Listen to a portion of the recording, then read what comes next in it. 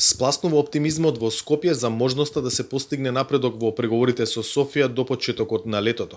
Опцијата што се сметаше за изводлива пред парламентарните избори во Бугарија, сега по политичкиот ќорсокак во кој се најдува водечките бугарски партии поради неможноста да се формира влада, резултира со песимистички проценки во врвот на македонската влада. Вице-премиерот за евроинтеграција вели дека нема гаранции дека во јуни ќе се деблокира интегративниот процес. Тоа според Димитров не значи дека треба да се кренат раце од преговорите и барањето прифатлив компромис. Или ќе бидеме сите губитници, или ќе бидеме сите победници. Се разбира, ние имаме многу што да изгубиме ако пак нема почеток и нема успех.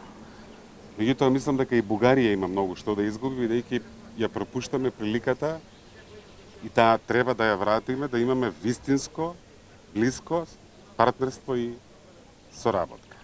Тоа не оди и не е компатибилно со блокирање на процесот, со политиката на вето. Ке изгуби многу и Европската Унија.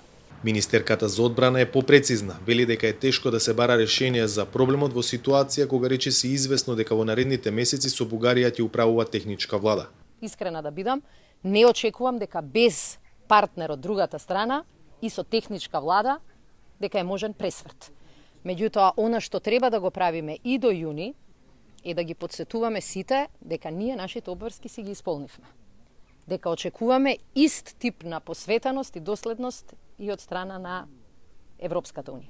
Наспроти бугарското блокирање на стартот на преговорите со земјава, дел од членките на Унијата јасно порачуваат дека е време да продолжи проширувањето и дека е стратешка цел на ЕУ целосна интеграција на Западниот Балкан. We believe that both countries, Albania and North Macedonia, Веруваме дека двете земји, Албанија и Северна Македонија, треба заедно да ги почнат пристапните преговори.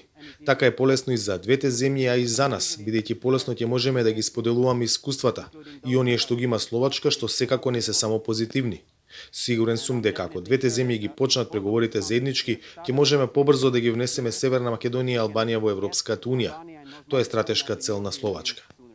Бугарија најверојатно ќе оди на нови избори во наредниот период, зашто ниту една од водечките партии во новоизбраниот парламент не може да формира влада. Тоа само дополнително ќе ги забави и усложни македонските евроинтеграции. За Гласот на Америка, од Скопје, Владимир Мирчевски.